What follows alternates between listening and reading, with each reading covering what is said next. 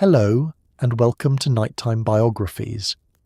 Imagine a man who never attended university, a corset-maker from a small English town, twice dismissed from his job as a tax collector for incompetence, a man whose first 40 years were marked by failure after failure, 2 broken marriages, multiple bankruptcies, and a reputation for drinking and quarrelling. A man who arrived in Philadelphia at age 37 with nothing but a letter of introduction and the clothes on his back. Now, picture that same man writing a pamphlet that would sell 500,000 copies in a nation of only 3 million people. Picture his words being read aloud in taverns and camps, igniting a revolution. Picture him writing sentences that would echo through centuries. These are the times that try men's souls. We have it in our power to begin the world over again. The sun never shined on a cause of greater worth. This is the story of Thomas Paine, a man who should have died unknown, perhaps drunk in a gutter somewhere, forgotten by everyone who knew him. Instead, he became the voice of 2 revolutions, the writer who gave America its battle cry, and the philosopher whose words would inspire democratic movements across the entire globe. Every time someone speaks of common sense in political matters, they echo a title Paine made famous. Every American who celebrates Independence Day is honouring in part a decision that Paine's words made inevitable. Every person who believes that government exists to serve the people, not the other way around, stands in a tradition that Paine helped establish. How did this happen? How does a failure become a revolutionary? How does a corset maker become one of the most influential writers in human history? How does a man with every reason for bitterness become the voice of hope and human possibility? The answer reveals not just the character of one remarkable man, but the power of ideas to transcend the limitations of the person who speaks them, the revolutionary potential that lies dormant in every age until someone finds the words to awaken it, and what it costs to speak truths that your own generation may not be ready to hear. But to understand how Thomas Paine became the voice of revolution, we must first understand the world into which he was born, a world of rigid hierarchy and ancient privilege, of monarchy and established church, of a social order that seemed as permanent as the stones of Westminster Abbey. Before we begin this journey through the life of America's most radical founding father, please take a moment to like this video and subscribe to the channel.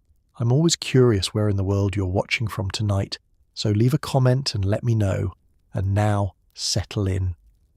Let the noise of the modern world fade away as we travel back to the England of the early 18th century, to a small town in Norfolk, where on a cold January morning in 1737, a child was born who would change the course of human history. The world of Georgian England. The England of Thomas Paine's birth was not yet the industrial powerhouse it would become. It was still primarily agricultural, a land of small market towns and rural parishes, where most people lived within a few miles of where they were born and died without ever seeing the sea or the capital. The year was 1737, and King George II sat on the British throne, ruling an empire that was beginning its transformation into the greatest power on earth. England was a society of rigid hierarchies. At the top stood the king, claiming to rule by divine right, answerable only to God. Below him came the aristocracy, dukes, earls, barons, men who owned vast estates and wielded political power as casually as they wore their wigs. The Church of England, established by law, collected tithes from everyone and excluded religious dissenters from universities and government positions. Below the aristocracy came the gentry, landowners of lesser rank who dominated local affairs, serving as justices of the peace and members of Parliament. They lived in manor houses, employed servants, and considered themselves naturally suited to rule over those beneath them. The middle ranks included merchants, prosperous tradesmen, and professional men, lawyers, doctors, clergy. They had some education, some property, some standing in their communities. They were comfortable but always aware of the social chasm between themselves and those above them. And then came everyone else, the farmers who worked land they did not own, the craftsmen in their workshops, the labourers who sold their strength for pennies, the poor who depended on parish charity to survive. The vast majority of English men and women who would be born, live and die without any voice in the government that ruled them, any choice in the church that claimed their souls, or any hope that their children might rise above the station into which they were born. Into this world, into this system of unchanging hierarchy, Thomas Paine was born on January 29th, 1737. By the old Julian calendar still in use, the date was recorded as January 29th, 1736. But when Britain adopted the Gregorian calendar in 1752, the year shifted forward.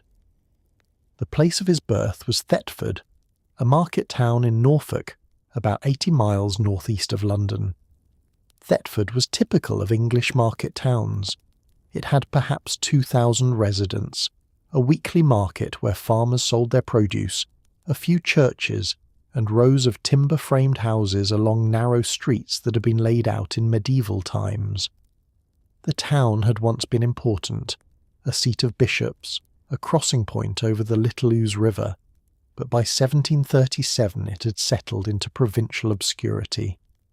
Life there moved to the rhythm of seasons and market days. Change came slowly, if at all. The Paine family. Thomas Paine's father was Joseph Paine, and in the rigid English class system he occupied a modest but respectable position. Joseph was a staymaker, a craftsman who made corsets and other stays, the stiffened undergarments that shaped the fashionable silhouette of the age. It was skilled work requiring training and precision. The stays had to be cut precisely, the boning inserted carefully, the lacing arranged just so. A good staymaker was a valued tradesman, not wealthy but secure. Joseph Paine was also a Quaker, a member of the Society of Friends. This was significant in ways that would profoundly shape young Thomas. The Quakers, or Friends, were religious dissenters who rejected the authority of the Church of England. They had no ordained clergy, believing instead that any person could receive direct revelation from God.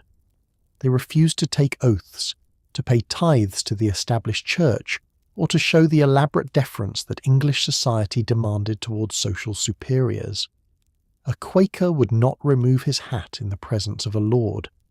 A Quaker addressed everyone as thee and thou, refusing to use the formal you that marked social hierarchy.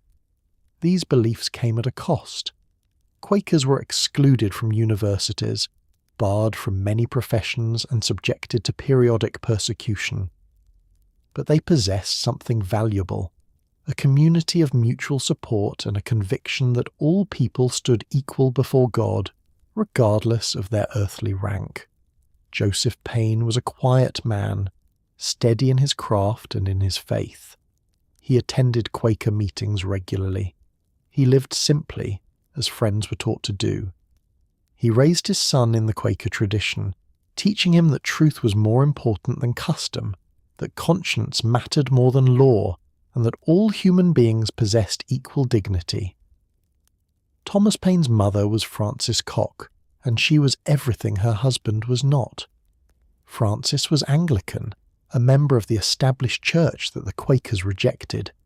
She was worldly where Joseph was plain, ambitious where he was content, quick-tempered where he was placid. Her father had been an attorney, giving her a social standing slightly above that of a tradesman's wife, and she never quite forgave Joseph for the modest circumstances of their marriage. Frances was 13 years older than her husband, a fact that suggests something unusual about their union. Perhaps she'd been passed over for marriage in her youth. Perhaps some scandal had made her unmarriageable in the eyes of wealthier suitors. Whatever the reason, she married Joseph Paine in 1734, and 3 years later their son Thomas was born. The marriage was not happy. Frances resented her husband's Quaker simplicity and his lack of ambition. Joseph retreated into his faith and his work, avoiding conflict. Between them, young Thomas grew up in a house divided against itself, where his father's quiet egalitarianism clashed with his mother's social pretensions, where plainness fought fashion, and where two visions of what life should be competed for the boy's soul. Thomas was baptized in the Church of England, a concession to his mother, but he attended Quaker meetings with his father. This dual upbringing, this exposure to both the established order and its religious critics, would shape his thinking in ways neither parent could have anticipated. Childhood. In Thetford, young Thomas Paine attended the local grammar school in Thetford, where boys from middling families received a basic education. The school was housed in a stone building near the centre of town, cold in winter and stifling in summer, with wooden benches where boys sat for hours copying Latin declensions and doing sums on slates. The schoolmaster was a clergyman, as was typical, a man who believed that education meant memorization and that discipline meant the rod. The school taught reading, writing, and arithmetic, the fundamental skills needed for trade or commerce. Reading meant the Bible, primarily, along with moral texts designed to instill obedience and piety. Writing meant copying passages in a careful hand, learning to form letters properly, mastering the elaborate script that marked an educated man. Arithmetic meant learning to calculate prices, make change, keep accounts, practical skills for the commercial world. The school also offered instruction in Latin, the language of learning and gentility. Latin was the mark that separated the gentleman from the tradesman, the educated from the merely literate. Boys destined for university, boys whose families could afford to keep them in school past age 14, learned Latin grammar, translated Caesar's commentaries, and memorized Virgil's poetry. But this advanced education was reserved for boys whose families could pay extra fees, or who showed exceptional promise and might be sponsored by a wealthy patron. Thomas learned to read and write, and he learned them well.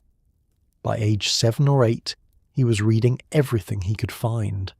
The Bible, certainly. His mother insisted on daily scripture readings, and the Quaker meetings his father attended included long periods of silent contemplation, punctuated by readings from both Old and New Testaments. But Thomas also read whatever books or pamphlets came his way. Almanacs, political broadsides, the occasional newspaper when someone in Thetford purchased one, collections of sermons, moral essays. The Quaker tradition emphasized literacy. Friends believed that every person should be able to read scripture for themselves without priestly mediation. There was no Quaker hierarchy of bishops and priests interpreting God's word for the faithful. Every person could receive direct revelation, but first they had to be able to read the text themselves. Joseph encouraged his sons' reading, bringing home whatever books he could borrow or buy, even as Francis worried that too much learning would give the boy ideas above his station. Young Thomas was particularly drawn to science and mathematics. When he encountered a book on astronomy, he became fascinated by the movement of the planets, the calculations that predicted eclipses, the vast scale of the universe. He read about Newton's laws of motion and was thrilled by the idea that the universe operated according to rational, discoverable principles. This was a revelation. The world was not simply the product of divine whim or ancient custom, but followed laws that human reason could uncover. He also discovered poetry, though not the classical poets that dominated the grammar school curriculum. He encountered popular ballads, political satires, verses that circulated on printed broadsides. He loved the way words could be arranged to create rhythm and emphasis, how a well-crafted phrase could make an idea memorable. This early exposure to the power of language would shape his later writing style, giving him an ear for the rhythms of common speech rather than the elaborate periods of classical rhetoric. But Thomas's formal education ended at age 13. This was not unusual. Most boys of his class left school at that age to begin apprenticeships in their father's trade or in some other craft. The sons of wealthy families might continue to age 16 or 18, might even go on to university at Cambridge or Oxford. But for the middling sort, for tradesmen's sons, 13 was the age when childhood ended and adult life began. For Thomas, the path was clear. He would become a staymaker like his father. In 1750, at age 13, Thomas Paine began his apprenticeship in Joseph's workshop, learning to cut fabric, insert boning, and stitch the garments that respectable women wore beneath their dresses. The workshop was in their home, a room given over to the trade. Fabric hung on racks along the walls. A cutting table dominated the centre of the space. Tools hung from pegs, scissors of various sizes, awls for punching holes, needles thick and fine, measures and patterns. The smell of cloth and sizing filled the air. Light came from windows during the day, candles in the evening when work continued past sunset. Joseph taught his son the craft methodically. First, Thomas learned to measure a client, to take the dimensions that would determine the garment's shape. He learned which measurements mattered most, how to account for the difference between the fashionable silhouette and the natural body. Then came cutting, learning to lay out patterns on fabric, to cut precisely along marked lines, to waste as little material as possible since cloth was expensive. The boning came next, strips of whalebone or reed that would give the stays their structure, their ability to shape the body. These had to be cut to precise lengths, tapered at the ends, inserted into channels sewn into the fabric. It was detailed, demanding work. A mistake in the boning would make the garment unwearable, the investment in materials lost. Finally came the assembly, stitching the fabric layers together, inserting the boning, attaching the lacing eyelets, finishing the edges. A good staymaker could complete perhaps 2 or 3 garments in a week, working from dawn to dusk. The income was modest but steady. A man who mastered the craft could support a family, maintain respectability, perhaps leave his son a functioning business. It was repetitive, detailed work. It required patience and precision. It offered security and a modest income, and Thomas hated it. He hated the confinement of the workshop, the way the walls seemed to close in during the long winter afternoons when darkness fell early and the candles cast shadows that made the room feel even smaller. He hated the endless similarity of the days: measure, cut, stitch, repeat. The same motions, the same patterns, the same conversations with clients about fit and fashion. He hated measuring and cutting the same patterns, stitching the same seams, producing objects that seemed to him both trivial and imprisoning. The very garments that confined women's bodies seemed to him symbols of all the ways that society confined human possibility. Women wore stays because fashion demanded it, because respectability required it, because that was simply what women did, and men made stays because their fathers had made stays, because it was a respectable trade, because that was simply what tradesmen's sons did. The arbitrary nature of it all frustrated him.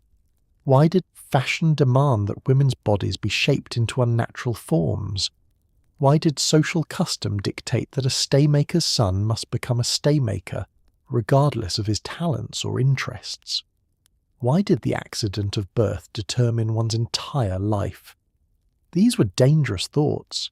This was questioning the social order, the hierarchy that everyone accepted as natural and inevitable. But Thomas, reading his books in the evenings, thinking about Newton's laws and the rational universe, could not help but wonder whether human society might also be governed by rational principles rather than arbitrary custom. But what else was there? In Thetford, in 1750, for a boy of 13 with no family connections and little money, The options were severely limited. He could learn his father's trade and make a modest living, or he could try something else and most likely fail. The social order was rigid. A staymaker's son became a staymaker. That was how the world worked. Yet Thomas dreamed of escape. He read accounts of sea voyages, of lands beyond Europe, of adventures in distant places. He imagined himself on a ship sailing to the Americas or the East Indies, seeing the world beyond Thetford's narrow streets. The sea represented freedom, possibility, a life not determined by his father's trade. In 1753, when Thomas was 16 years old, he tried to make that dream real. There was a war on, the 7 Years' War, which would eventually spread across Europe and the American colonies, though the American colonists would call it the French and Indian War. Britain was at war with France, and that meant opportunities for young men seeking adventure and fortune. Privateers, privately owned ships with government authorization to attack enemy vessels, were recruiting sailors with promises of prize money and excitement. If a privateer captured a French merchant ship, the cargo would be sold and the proceeds divided among the crew. A lucky sailor could earn more in a single voyage than a tradesman might make in years. And beyond the money was the adventure itself, the freedom of the open sea, the excitement of pursuit and capture, the chance to see foreign ports. Thomas made his plans in secret. He knew his parents would object, particularly his father, who devoted years to training his son in a respectable trade. One day, Thomas simply left. He took what money he had saved, packed a small bag with spare clothes, and walked out of Thetford toward the coast. He made it to a port, probably King's Lynn or Great Yarmouth, both active privateer bases during the war, and found a ship that would take him. The captain asked few questions. Young men running away to sea were common enough. If the boy was strong and willing to work, that was sufficient. Thomas was ready to sign on, ready to begin his new life, when Joseph Paine appeared. The father had pursued his son, probably alerted by neighbours who had seen Thomas leave. Joseph found the ship, found his son, and brought him home. The conversation we can only imagine. Joseph was gentle but firm. He didn't beat his son or rage at him. Quakers did not believe in violence, even in discipline. But he made his position clear. The sea was dangerous.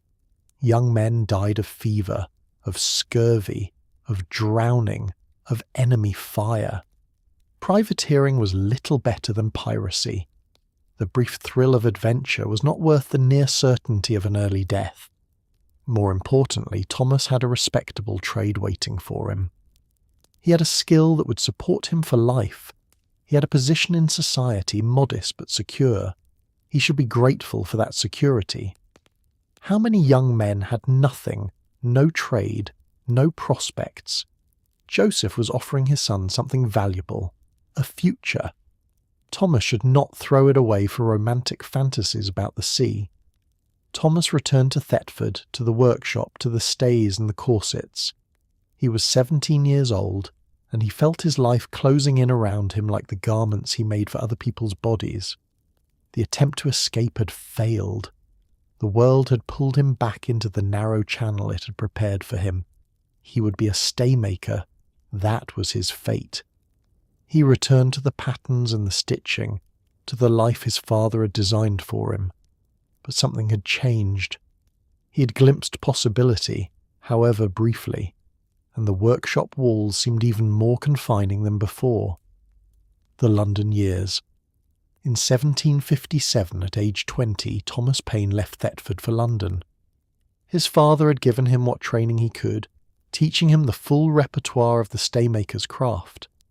Now it was time for Thomas to make his own way in the world, to establish himself as an independent tradesman. London was only 80 miles away, but it might as well have been another world. London in 1757 was the largest city in Europe, a sprawling metropolis of perhaps 700,000 souls, crowded into a space that still followed the medieval street pattern in its ancient core. It was a city of extremes, of jarring contrast that shocked newcomers from provincial towns. Grand townhouses for the wealthy, built in the new classical style with symmetrical facades and elegant proportions, stood mere blocks away from rookeries where the poor lived in conditions of almost unimaginable squalor. On one street, a gentleman's carriage rolled past, its occupant perfumed and dressed in silks. On the next street, beggars huddled in doorways, children played in open sewers, and the stench made breathing difficult. The streets were crowded, noisy, dangerous, and exciting all at once. Vendors called their wares in a constant cacophony. Hot pies! Fresh milk! Old clothes to sell! Cartwheels clattered on cobblestones. Church bells rang the hours. Dogs barked.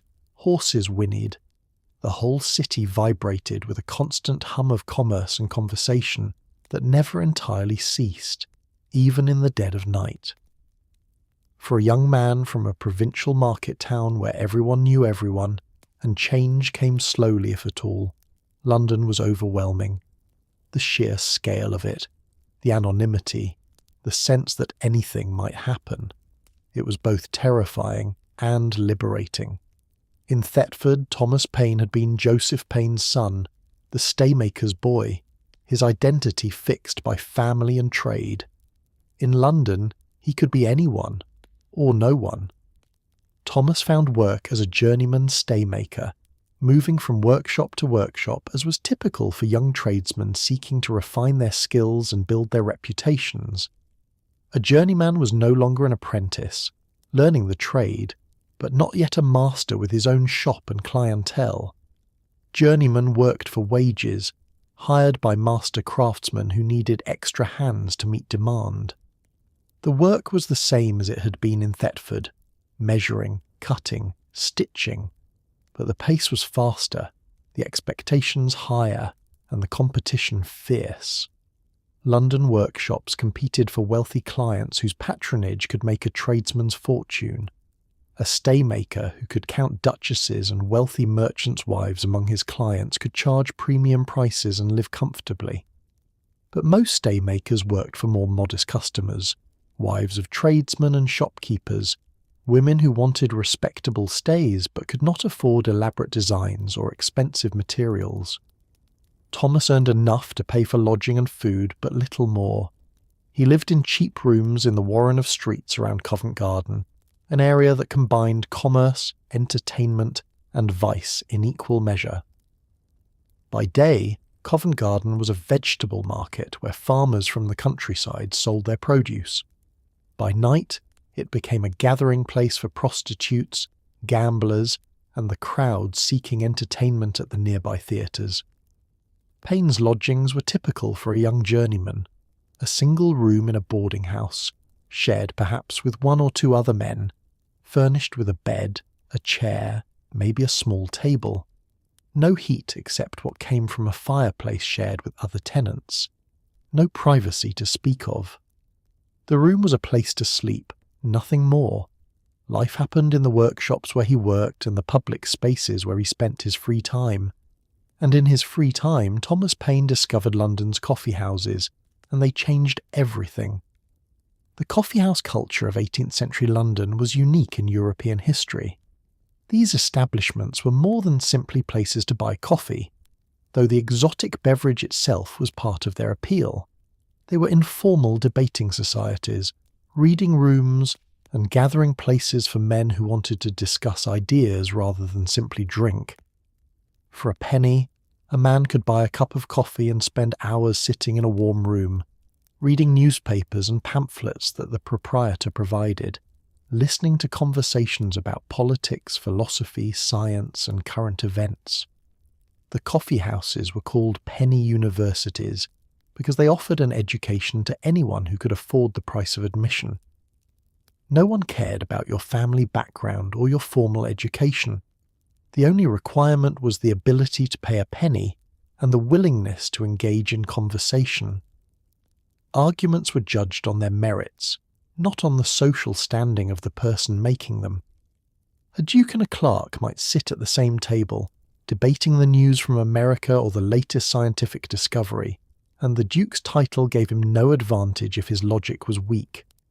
Different coffeehouses attracted different clienteles. Some catered to merchants and focused on commercial news. Others drew literary men and discussed poetry and theatre. Still others attracted political radicals who read pamphlets attacking the government and debated whether the British Constitution really protected liberty or merely maintained aristocratic privilege. Thomas Paine haunted these establishments, particularly those with a political bent. He had little money for entertainment, but a penny for coffee was affordable, and the coffeehouses were warm when his lodgings were cold. He read voraciously, newspapers reporting on the government's policies, political pamphlets attacking or defending the ministry, philosophical tracts debating the nature of liberty and the proper limits of government power. He read about the growing conflict with the American colonies, where colonists were protesting new taxes imposed by Parliament. He read analyses of British foreign policy, critiques of the aristocracy, arguments about economic policy and social reform. He absorbed ideas about natural rights, about government as a contract between rulers and ruled, about the possibility that political institutions could be judged by rational standards rather than simply accepted as divinely ordained. And he listened. The conversations in London coffeehouses ranged widely, from the specific and immediate to the abstract and philosophical. Men debated whether Britain should expand its empire or consolidate what it already had. They argued about whether the aristocracy served any useful function or simply consumed wealth produced by others. They discussed new scientific discoveries and what they revealed about the natural world. Thomas began, tentatively at first, to offer his own opinions in these discussions. He discovered that he had a gift for cutting through elaborate arguments to their essential point, for saying plainly what others said obscurely. While educated men constructed arguments filled with classical allusions and references to ancient authorities, Paine spoke directly, using common language to make his points clear. This directness was partly a matter of necessity. He lacked the classical education that would have allowed him to quote Latin authors or reference Greek philosophers. But it was also a matter of conviction, shaped by his Quaker upbringing. Friends believed in plain speaking, in saying directly what you meant rather than hiding behind elaborate courtesy. That training served Paine well in the coffeehouses, where a clear, forceful argument could command attention, even from men who initially dismissed him as merely a tradesman. He began to develop a reputation in certain circles as someone worth listening to, someone whose opinions, while unconventional, were logically constructed and persuasively argued. This reputation did not translate into money or status. He was still a journeyman staymaker, still living in cheap lodgings, still working long hours for modest wages. But it gave him something he had never had in Thetford, an intellectual community, people who valued his ideas. Yet this intellectual life existed in tension with his working life.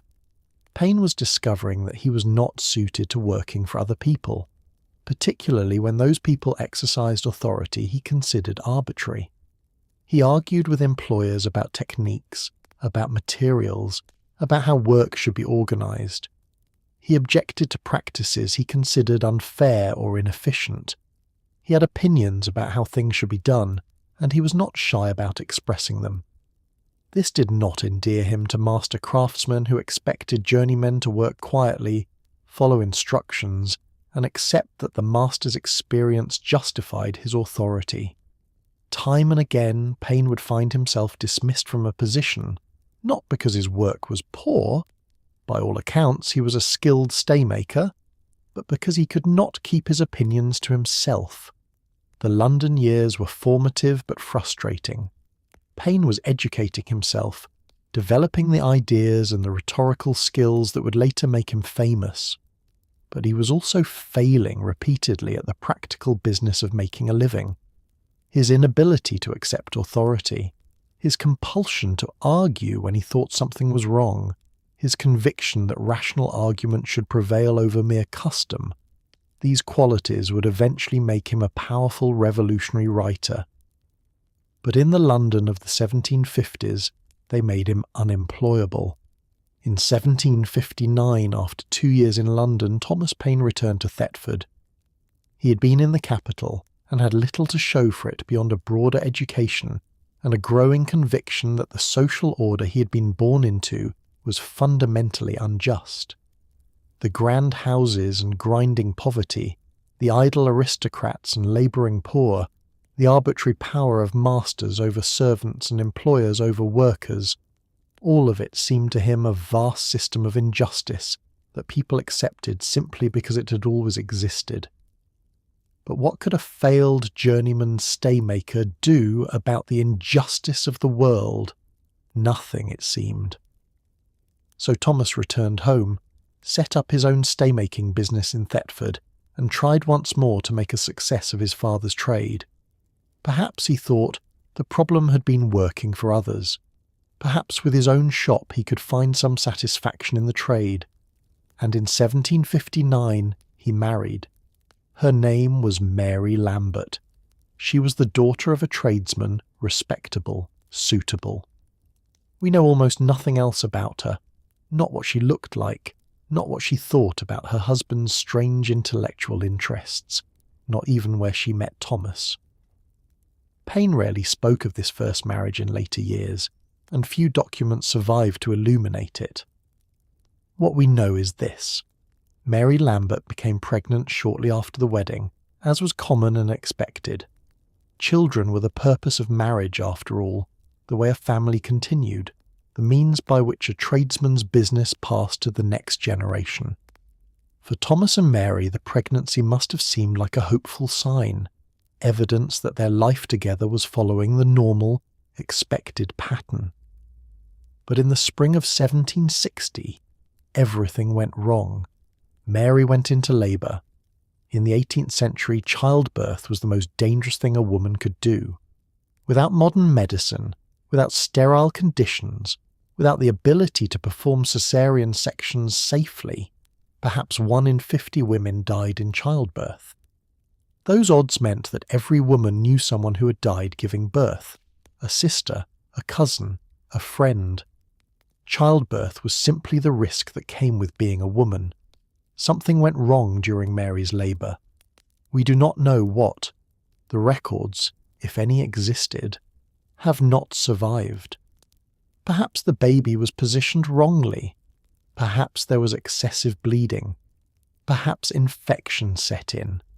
All we know is that both Mary and the baby died, leaving Thomas a widower at 23 years old. The grief we can only imagine. One day he had a wife and an expected child, a future that seemed to be following the respectable pattern his parents wanted for him. The next day he had nothing but grief and an empty house, and the certainty that life could be destroyed in an instant, that all plans and hopes could dissolve in a moment of pain and blood. Thomas closed his business. He could not remain in Thetford, could not walk streets that reminded him of Mary, could not continue a trade that now seemed even more pointless than before. What was the purpose of it all? The measuring and cutting, the stitching and selling, the accumulation of modest wealth? His wife was dead. His child was dead. The life he'd been building was gone. In 1761, Thomas Paine left Thetford again, this time for good. He would never return to the town of his birth. He left behind his father's trade, his mother's disappointed ambitions, and the grave of his first wife. At 24 years old, he was starting over once more, with nothing but his intelligence and his growing conviction that the world into which he'd been born was in desperate need of change. The Excise years. Thomas Paine needed work, and he needed it to be something other than staymaking. That trade was finished for him, bound up with too many painful memories, too much failure, too much feeling of imprisonment. In 1762, after a year of drifting between temporary positions, he found something different, a position as an excise officer, a tax collector for the British government. The Excise Service was one of the great bureaucracies of the British state, employing thousands of men across England to collect duties on goods like tobacco, liquor, soap, salt, candles, and tea.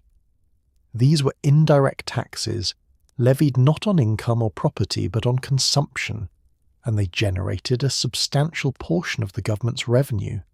The system required an army of officers to inspect merchants' warehouses, measure their stocks, calculate the taxes owed, and then collect the money. It was government work, which meant certain advantages. The pay was regular, arriving on a predictable schedule rather than depending on the irregular income of trade. There was a pension after service, security in old age, something tradesmen could rarely count on. There was a degree of respectability. An excise officer was a government man, someone with official authority, however limited. But it was also one of the most hated jobs in England. Excise officers had to inspect merchants' private property, poking through warehouses and counting barrels, measuring the contents of casks, calculating volumes and weights. They had legal authority to enter premises without the owner's permission, to demand to see records, to seize goods if taxes went unpaid. Merchants resented this intrusion, and they took out their resentment on the officers who conducted the inspections. Moreover, the officers were paid poorly enough that the temptation to accept bribes or overlook violations was constant. An excise officer earned perhaps £50 a year, barely enough to live on respectably. Meanwhile, a wealthy merchant might offer him £5 or £10 simply to look the other way when inspecting a warehouse, to record a smaller quantity than was actually stored, to allow a few barrels of untaxed brandy to slip through. Refusing such offers meant staying poor. Accepting them meant risking dismissal and prosecution. The excise service attempted to maintain honesty through fear. Officers were subject to constant supervision and testing. Riding officers, senior officers who checked the work of junior ones, would conduct surprise inspections, verifying that the junior officers were doing their jobs properly. The penalty for corruption or incompetence was immediate dismissal, and the blacklist meant that a dismissed officer would never work in government again. Paine was initially posted to Alford, a small town in Lincolnshire on the east coast of England. Lincolnshire was rural, agricultural, far from London's intellectual stimulation. The work was tedious, visiting the same warehouses week after week, measuring the same kinds of goods, filling out the same forms in the same careful handwriting that the service required. Everything had to be documented, every measurement recorded, every calculation checked and double-checked. Paine threw himself into the work with his characteristic intensity, studying the regulations, learning the procedures, trying to do the job honestly in a system where dishonesty was endemic. He was conscientious about his inspections, careful about his measurements, and refused the small bribes that merchants offered. This made him unpopular with the merchants, who preferred officers willing to be flexible about regulations, and it earned him no appreciation from his superiors, who assumed that any officer who claimed to be honest was simply better at hiding his corruption. Within a year, in 1765, he was fired. The official reason was stamping, the practice of signing inspection certificates without actually conducting the inspections. It was a common shortcut in the excise service, a way to reduce the endless tedium of measuring and counting. An officer would visit a warehouse, judge from experience roughly what was there, and stamp the certificate without conducting a detailed inspection. This saved time and effort, and as long as the estimate was close to accurate, no one complained. Whether Paine had actually committed this offence is unclear. Some historians suggest he was scapegoated, blamed for practices that were widespread, selected for punishment perhaps because his rigorous honesty in other matters made him an easy target. A man who refused bribes would hardly be defended by corrupt colleagues. Others argue that Paine, always inclined to cut corners when rules seemed pointless to him, probably was guilty. The tedium of the work may have led him to take the same shortcuts that other officers took, only he was caught while others were not. Whatever the truth, Thomas Paine, at age 28, had lost another job and was once again looking for work. His brief career in government service had ended in failure. He had no prospects, no savings, and a permanent mark on his record that would make finding similar work difficult if not impossible. For a time, he taught at a school in London, a private academy where he instructed boys in basic English grammar and composition. The work was genteel but miserably paid. Private teachers earned little more than servants, and often less, surviving on the small fees that parents could afford to pay. Paine disliked the work, the endless repetition of basic lessons, the discipline required to manage unruly boys, the social position of a teacher, which was respectable in theory but powerless in practice. Yet his students later remembered him as demanding but fair, someone who insisted on clear thinking and plain expression. He had no patience for the elaborate Latin constructions that dominated formal education, preferring to teach boys to write clear English sentences that said exactly what they meant. This approach was unusual in an age when education meant primarily memorizing classical texts, and it prefigured the plain style that would later make his political writing so effective. But teaching was not a career Paine wanted to pursue. He had no vocation for it, no calling to shape young minds. It was simply a way to survive while he looked for something better. And in 1768, through persistent petitioning to the Board of Excise, he achieved something remarkable. He was reinstated in the Excise service. This was unusual. The Excise Board rarely gave dismissed officers second chances. Once stamped as corrupt or incompetent, an officer was finished. But Paine could write persuasive letters that demonstrated education, intelligence, and a command of a language that was unusual for someone of his class. Someone in the bureaucracy read those letters and took pity on him, or perhaps recognized that here was a man whose honesty had been his undoing, someone worth giving another chance.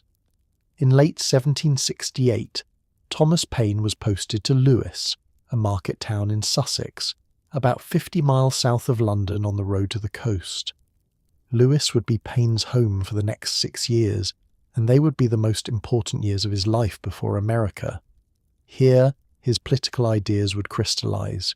Here, he would find the intellectual community that recognized his gifts. And here, he would write his first significant political work, beginning the transformation from failed tradesman to revolutionary writer. Lewes, the making of a radical. In Lewes, Thomas Paine lodged with Samuel Olive, a tobacconist who owned a small shop on High Street in the heart of the town. The arrangement was typical. Excise officers often boarded with local tradesmen, paying for their room and meals from their modest salaries. But Olive's shop was not typical. It was a gathering place for Lewes's freethinkers, the men who read newspapers, debated politics, and questioned established authority. Lewes itself was an interesting town for political discussion. It had a long tradition of independence and was known for its vigorous local politics. The town sat atop a hill, surrounded by the gentle slopes of the South Downs, with the River Ouse winding through the valley below.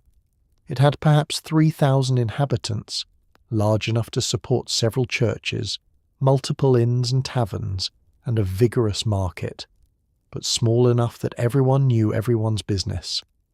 Samuel Olive was a Whig, a member of the political faction that favoured limiting royal power and expanding parliamentary authority. The Whigs opposed the Tories, who generally supported stronger royal prerogative and the traditional powers of the aristocracy. These divisions shaped local politics and gave substance to the debates that filled Olive's shop. The back room of the tobacco shop became a kind of private coffeehouse, a place where a group called the Headstrong Club met regularly to argue about politics, philosophy, and current events. The name itself, Headstrong Club, suggested the character of its members, men who valued stubborn conviction over polite agreement, who preferred vigorous argument to consensus, who believed that truth emerged from the clash of opposing views rather than from polite deference to authority. The club met in the evenings, when the shop was closed and the back room could be given over entirely to conversation. Tobacco smoke filled the air. This was a tobacco shop, after all, and everyone smoked pipes. The room was lit by candles and warmed by a fire in the winter months. Perhaps a dozen men attended regularly, drawn from Lewis's middling ranks, shopkeepers, minor professionals, substantial tradesmen. These were not aristocrats or the desperately poor, but the middling sort of men who were literate, informed about current events, and frustrated by their exclusion from political power. They discussed the news from London, parliamentary debates, ministerial appointments, the King's speeches. They argued about policy toward the American colonies, where resistance to British taxation was growing more organised and more vocal. Some defended Parliament's right to tax the colonies. Others argued that taxation without representation violated the rights of Englishmen. They debated whether the colonists had legitimate grievances or were simply trying to evade their fair share of the imperial burden. They discussed philosophy, John Locke's arguments about natural rights and the social contract, David Hume's scepticism about religious claims, the French philosophers who were questioning all established institutions. They argued about religion, about whether the Church of England served any purpose beyond maintaining social control, about whether dissenters should have full civil rights, about whether religious belief itself could be rationally justified. And they discussed reform, whether Parliament should be reformed to eliminate rotten boroughs and extend voting rights, whether the aristocracy served any useful function, or simply consumed wealth produced by others, whether the entire British Constitution was as perfect as its defenders claimed, or whether it was a corrupt system that concentrated power in the hands of the few. Thomas Paine found his people in the Headstrong Club. These were men who valued argument over rank, ideas over tradition. They did not care that Paine was a tax collector who had been dismissed once already, that he had failed at multiple trades, that he came from humble origins. They cared whether his arguments were logically constructed, whether his facts were accurate, whether his conclusions followed from his premises. Paine discovered that he had a talent for these debates. He could marshal facts effectively, citing recent news or historical precedents to support his points. He could construct logical arguments, moving step by step from accepted premises to controversial conclusions. And most importantly, he could express complex ideas in simple language that anyone could understand, cutting through the elaborate indirection of 18th century political discourse. His Quaker upbringing gave him a rhetorical advantage. The Quaker tradition emphasized plain speaking, rejecting the elaborate courtesy and hierarchical deference that marked polite English conversation. A Quaker addressed a duke as the same form used for a servant. A Quaker said directly what he meant rather than hiding his meaning behind compliments and circumlocution. This directness, which had made Paine seem rude in some contexts, made him powerfully effective in political debate. He also read more systematically during the Lewis years. The Headstrong Club members lent each other books, shared newspapers, discussed what they had read. Paine encountered Isaac Newton's Principia Mathematica, or at least popularizations of it, and was thrilled by the demonstration that the universe operated according to rational, discoverable laws. If nature followed principles that human reason could uncover, why should politics and society be any different? He read John Locke's 2 treatises of government, which argued that government was a contract between rulers and ruled, that political authority derived from the consent of the governed, and that people had a right to alter or abolish governments that violated their trust. These ideas were not new in the 1770s. Locke had written more than 80 years earlier, but they remained controversial, particularly when applied rigorously to actual political situations. He absorbed the arguments of the radical Whigs, writers who claimed that English liberty was being corrupted by monarchical influence and aristocratic privilege, that Parliament had been captured by a cabal of wealthy families who used government power to enrich themselves, and that true reform would require fundamental changes in how power was distributed and exercised. Paine began to develop a coherent political philosophy during these years, one that would later explode into public view in his American writings. Government, he came to believe, was not a divine institution or a natural necessity, but simply a human invention designed to serve human needs. Monarchies and hereditary aristocracies were not ordained by God or justified by nature, but were simply the residue of conquest and violence, ancient crimes that had been sanctified by time until people forgot their origins. The British Constitution, celebrated by many as the perfect balance of monarchy, aristocracy and democracy, was in Paine's view a fraud. It gave the king veto power over Parliament, allowed hereditary lords to block legislation passed by elected representatives, and extended voting rights to only a tiny fraction of the population. The whole system was designed to concentrate power in the hands of the few while giving the many just enough voice to prevent revolution. But Paine kept these radical conclusions mostly to himself, or shared them only with the trusted friends of the Headstrong Club. He was still an excise officer, still dependent on government employment. Speaking too openly against monarchy or aristocracy could cost him his position. So he read, debated, developed his ideas, and waited for an opportunity to express them publicly. That opportunity came in 1772, when Paine decided to advocate for higher pay for excise officers. The case was clear. Officers were paid so little that they were inevitably tempted into corruption. If the government wanted honest tax collection, it needed to pay honest wages. Paine decided to write a pamphlet making this argument and to petition Parliament for reform. The case of the officers of excise was Paine's first significant piece of political writing, and it already displayed many of the characteristics that would mark all his later work. The pamphlet began with a clear statement of the problem. Excise officers were paid poverty wages, barely enough to live on respectably, despite performing difficult and essential work for the government. Paine then demonstrated the problem through careful calculation.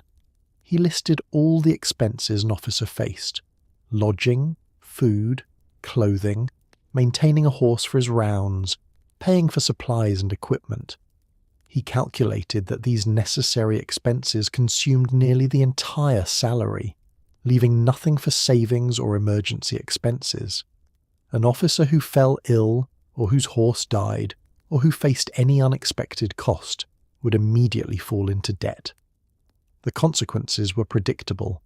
Officers faced with inadequate pay had three choices: live in poverty despite working full-time, supplement their income through side work that distracted from their official duties, or accept bribes to overlook violations. The first choice meant a degrading existence unworthy of a government officer.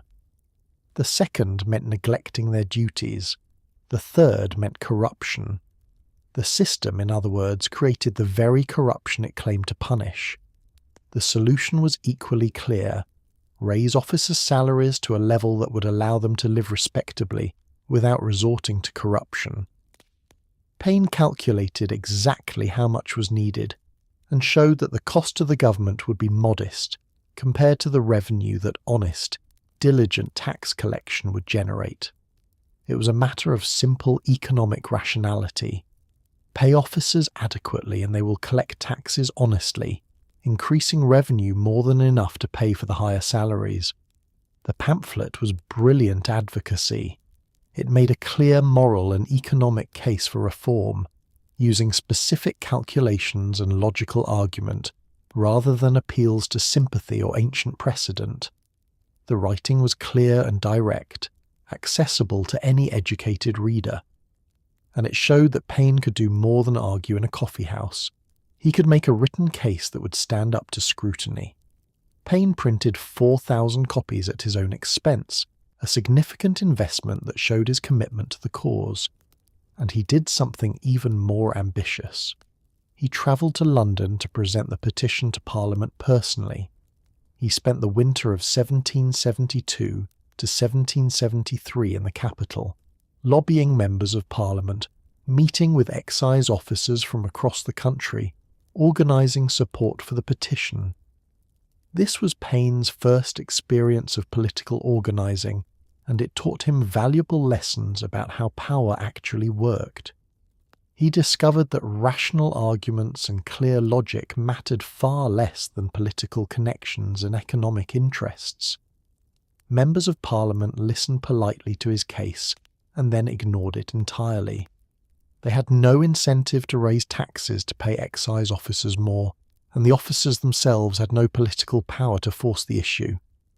But the experience also connected Paine with a network of politically engaged people beyond Lewis. He met radical politicians, reform-minded writers, and others who shared his frustration with the British system. These connections would prove valuable later when he needed support for more ambitious projects. Nothing came of the petition. Parliament ignored it entirely, not even bothering to vote it down formally. The Excise Commissioners, meanwhile, noted that Thomas Paine had been organising political activity among their employees and marked him as a troublemaker. When Paine returned to Lewis in early 1773, his situation was precarious. He had spent months away from his duties. He had invested money he could not afford in printing and lobbying, and he had made himself a target for officials who disliked officers with political ambitions. Meanwhile, his personal life was collapsing. In 1771, Samuel Olive had died, and Thomas had married his daughter Elizabeth. The marriage was partly romantic, perhaps, but it was also practical. Elizabeth inherited her father's tobacco shop and needed someone to help run it. Paine needed stability and a place in the community. The marriage gave both of them what they needed economically, though it apparently gave neither of them much happiness. Elizabeth was quiet, traditional, focused on the shop and on maintaining respectability. Thomas was increasingly absorbed in politics and writing, spending his evenings at the Headstrong Club rather than helping with the business. The shop required attention, particularly in a competitive market like Lewis, where multiple tobacco sellers competed for customers. But Paine was neglecting it, focused on his lobbying effort in London and his political discussions in Lewis. The tobacco shop was failing. Inventory went unsold. Debts accumulated. Creditors began demanding payment. And Paine, returning from London with nothing to show for his months of lobbying except an empty purse and a reputation as a troublemaker, found himself facing bankruptcy. In April 1774, everything fell apart at once. The tobacco shop was sold to pay debts. Thomas and Elizabeth formally separated, not divorced, since divorce was nearly impossible in the 18th century, but a legal separation that freed each of them from the other's debts and obligations, and Paine was dismissed from the excise service for a second time, this time permanently. The official reason was absence from his post during the London lobbying effort, but the real reason was clear. He had made himself too politically troublesome to keep employing. At age 37, Thomas Paine found himself with no job, no wife, no property, and no prospects. He had spent 37 years in England, and he had failed at nearly everything he attempted. He had failed as a staymaker twice. He had failed as a sailor before he even began. He had failed as a husband twice. He had been fired as a tax collector twice. He had failed as a shopkeeper. His attempt at political organising had accomplished nothing except to make him unemployable. Most men, at 37, with such a record of failure behind them, would have given up on any larger ambitions, would have found some modest work, perhaps labouring, perhaps clerking, and lived quietly in obscurity until death. But Thomas Paine, sitting in the wreckage of his English life in the spring of 1774, was about to make a decision that would change everything, not just for himself, but for the entire course of human history. The decision to leave. In the summer of 1774, Thomas Paine was living in London, staying with friends, looking for work. He had no clear plan beyond survival, and then he met Benjamin Franklin. Franklin was in London as a colonial agent, representing Pennsylvania's interest to the British government. He was famous on both sides of the Atlantic: scientist, inventor, writer, diplomat. He was also keenly aware of the growing crisis between Britain and its American colonies. Parliament had just passed the Coercive Acts, punishing Massachusetts for the Boston Tea Party by closing Boston Harbor and revoking the colony's charter. Franklin knew that matters were approaching a crisis, and he also knew that the colonies would need men of talent and education as events unfolded. Exactly how Paine met Franklin is unclear. They may have encountered each other in coffeehouses frequented by both men. They may have been introduced by mutual acquaintances. What is certain is that Franklin saw something in Paine. Perhaps it was the clarity of his thinking. Perhaps it was the moral passion that animated his arguments. Perhaps Franklin simply recognized a kindred spirit, someone who had risen through talent rather than birth, who valued merit over rank. Franklin gave Paine a letter of introduction. It was addressed to Franklin's son-in-law Richard Batch in Philadelphia, and it recommended Paine as an ingenious, worthy young man who would be useful in the colonies. For Thomas Paine, that letter was a lifeline. It offered the possibility of a fresh start in a new world, a chance to escape the failures that marked his English life. In September 1774, Thomas Paine boarded a ship bound for Philadelphia. He was 37 years old. He owned almost nothing. He had failed as a businessman, failed as a husband, failed as a tax collector. He was sailing to a place he had never seen, carrying nothing but Franklin's letter and whatever books he could fit in his small trunk. The voyage nearly killed him. Ships crossing the Atlantic in the 18th century were floating disease vectors, crowded and unsanitary. Typhus broke out among the passengers. Paine fell sick. For weeks he lay in his bunk, delirious with fever, while the ship pitched and rolled across the ocean. When the vessel finally reached Philadelphia in late November, Paine had to be carried off on a stretcher. He spent 6 weeks recovering in lodgings arranged by Richard Batch, who honoured Franklin's letter by caring for the sick stranger. When Thomas Paine finally rose from his sickbed in January 1775, he found himself in a city unlike anything he had known in England. Philadelphia was the largest city in the American colonies, with perhaps 40,000 residents. But more important than its size was its character. Philadelphia had been founded by Quakers on principles of religious tolerance and equal treatment. It had no established church, no hereditary aristocracy, no rigid social hierarchy enforced by law. This is not to say that Philadelphia was egalitarian by modern standards.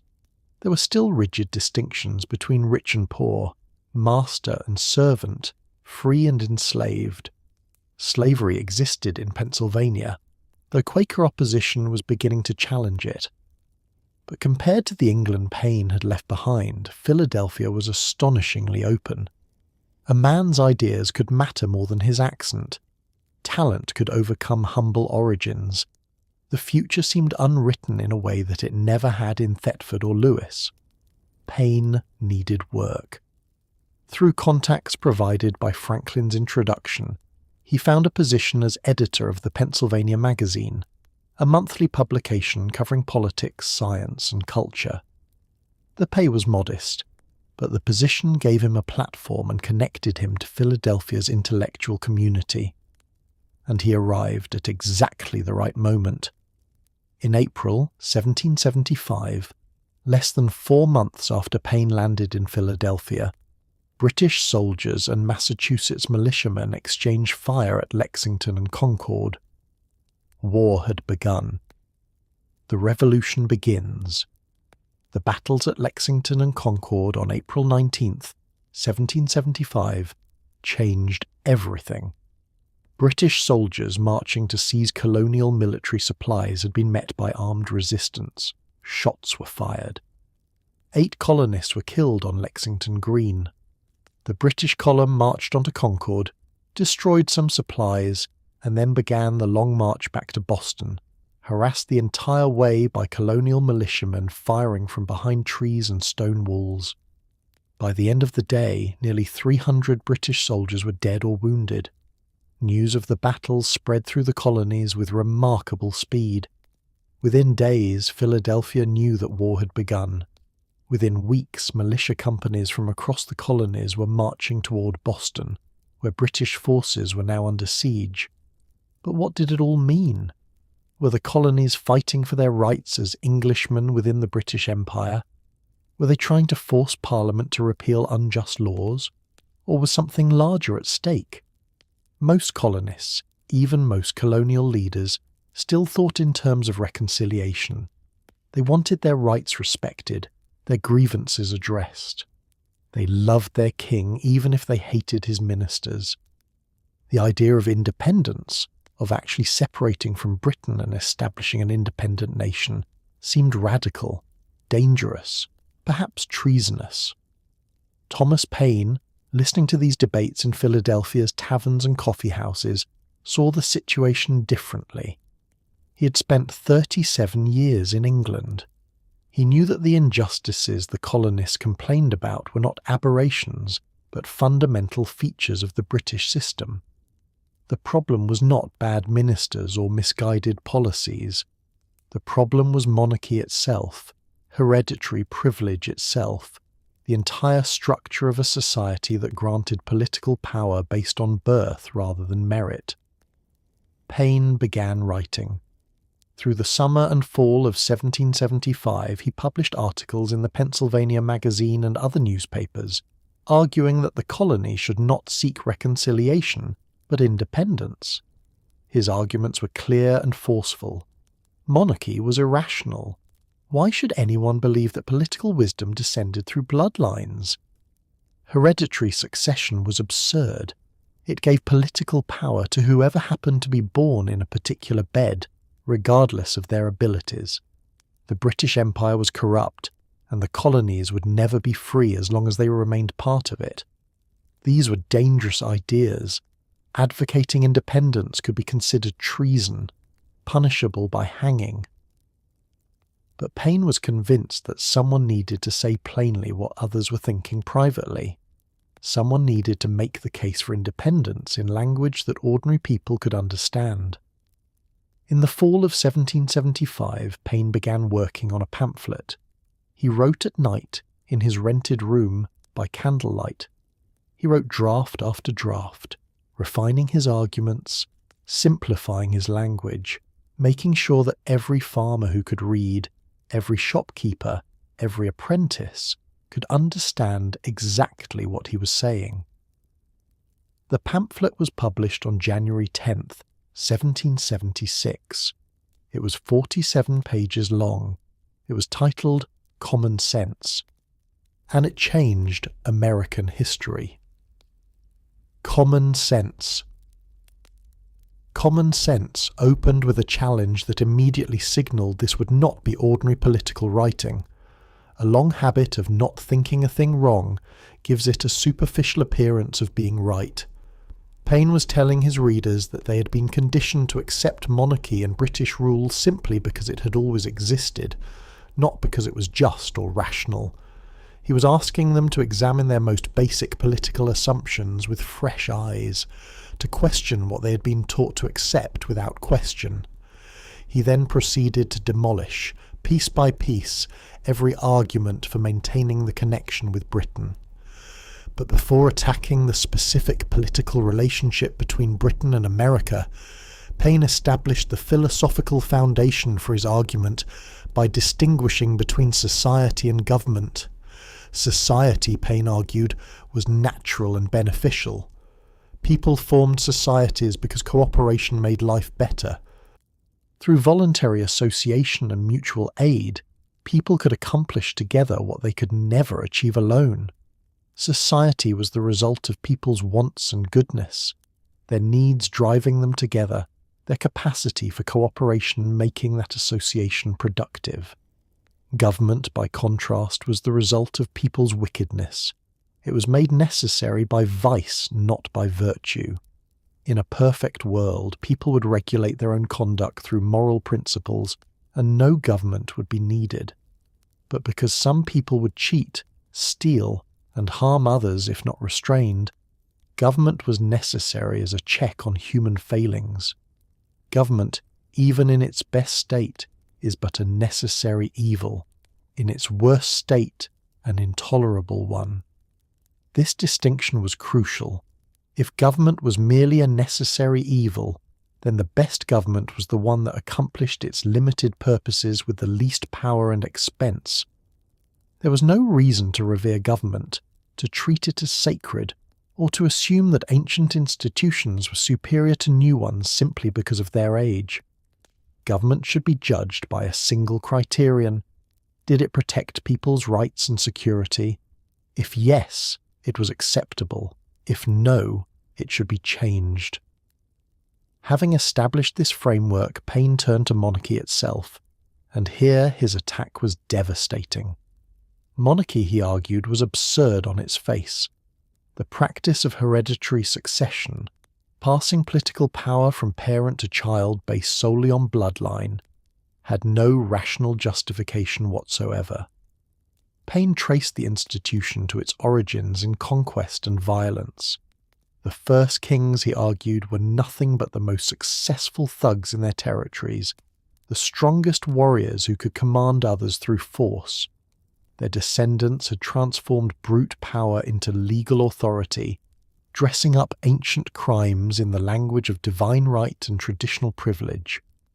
One of the strongest natural proofs of the folly of hereditary right in kings, Paine wrote, is that nature disapproves it, otherwise she would not so frequently turn it into ridicule by giving mankind an ass for a lion.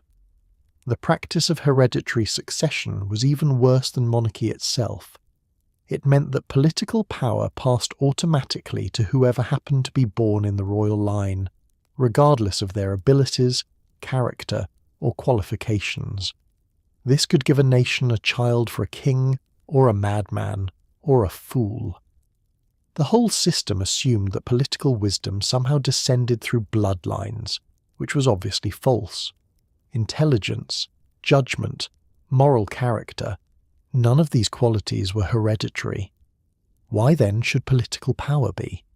Moreover, hereditary monarchy inevitably led to civil war.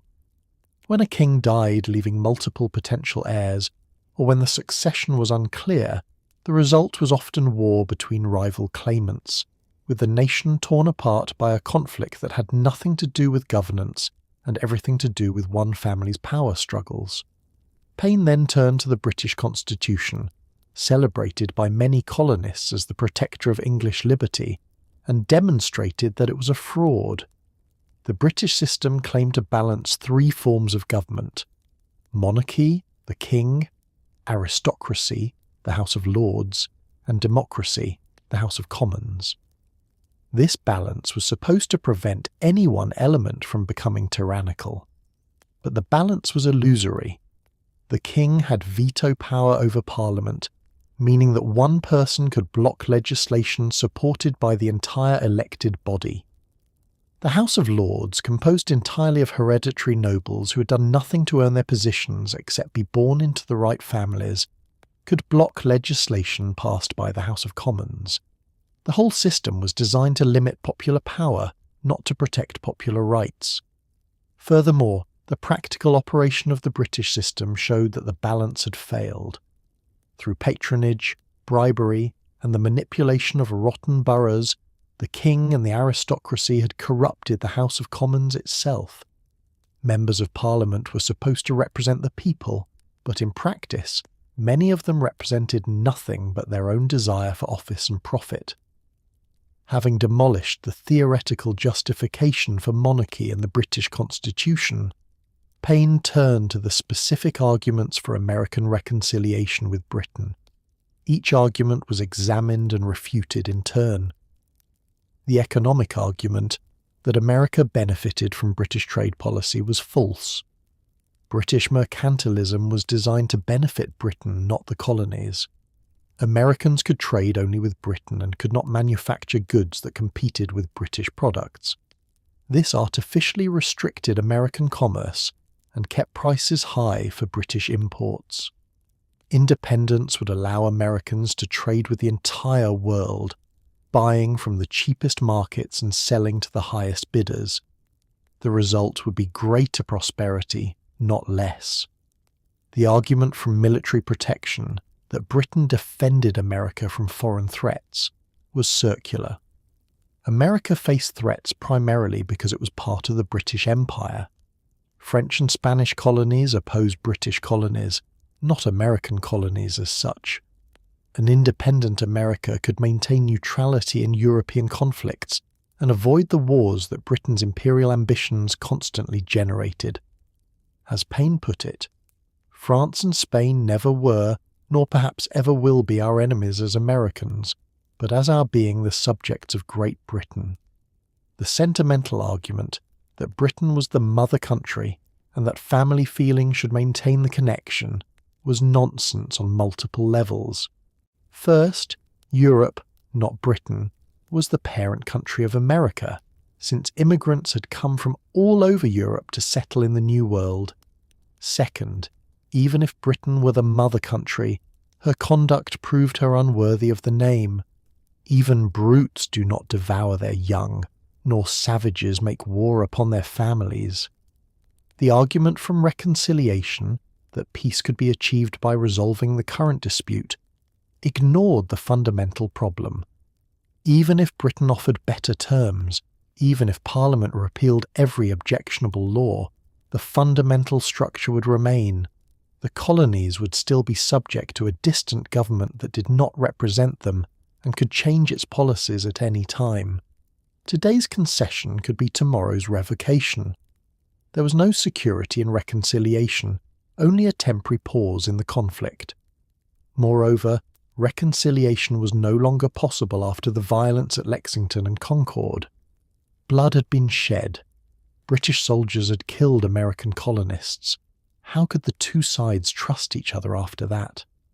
The wounds were too deep, the violations too serious, the breach too complete. There is something absurd, Paine wrote, in supposing a continent to be perpetually governed by an island. The geographic reality alone suggested that independence was natural and inevitable. America was larger than Britain, had more resources, and was separated by 3,000 miles of ocean. Why should the larger, richer, more populous landmass be ruled by the smaller, distant one? And then came the passages that would be remembered and quoted for generations, the statements that transformed independence from a radical proposal into an inspiring vision. The sun never shined on a cause of greater worth. 'Tis not the affair of a city, a county, a province or a kingdom, but of a continent, of at least 1/8 part of the habitable globe. 'Tis not the concern of a day, a year, or an age. Posterity are virtually involved in the contest, and will be more or less affected even to the end of time by the proceedings now. Paine was telling Americans that their struggle was not merely about taxes or trade or political representation. It was about establishing a new kind of society, one based on rational principles rather than ancient prejudices, one that would serve as a model for the rest of humanity. The stakes could not be higher. The opportunity was unprecedented. We have it in our power to begin the world over again. A situation similar to the present hath not happened since the days of Noah until now. The birthday of a new world is at hand. This was revolutionary millennialism, the belief that history had reached a turning point, that a new era was beginning. Americans were not simply fighting for their rights as British subjects. They were creating something entirely new, a government based on the consent of the governed, a society where merit mattered more than birth, a nation founded on principles rather than on conquest and tradition. The pamphlet's conclusion turned to the practical. O ye that love mankind, ye that dare oppose not only the tyranny but the tyrant, stand forth.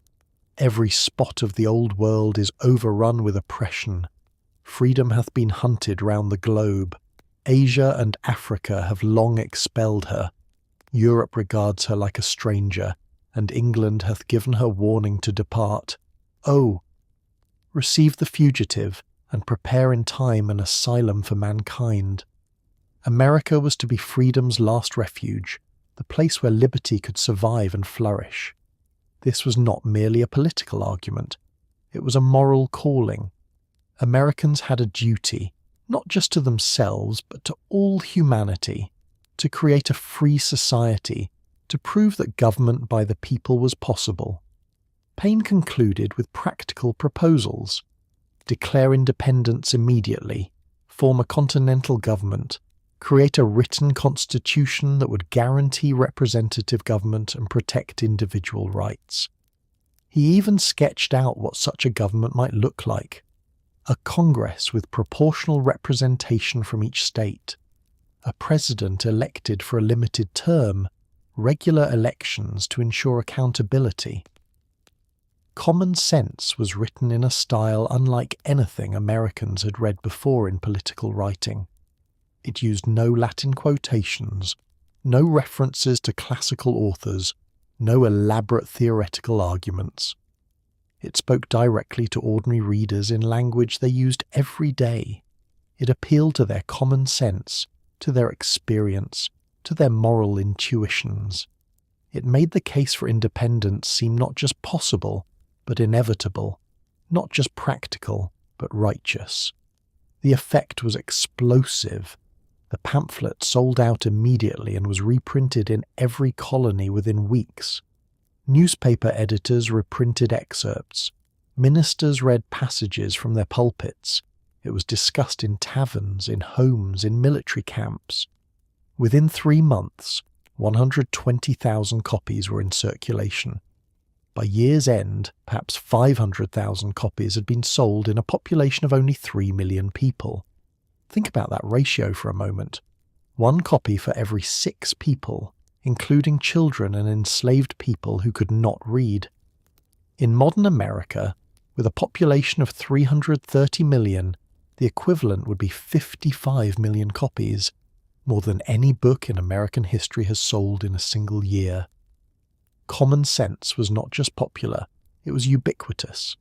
It shaped the conversation about independence in a way that no other document could match. Common Sense was read aloud in taverns, where working men who could not afford to buy the pamphlet heard its arguments over their ales. It was read in military camps where soldiers debated whether to continue fighting. It was read in churches, where ministers wrestled with the moral implications of rebellion. It was discussed in homes, where families tried to decide whether independence was worth the risks.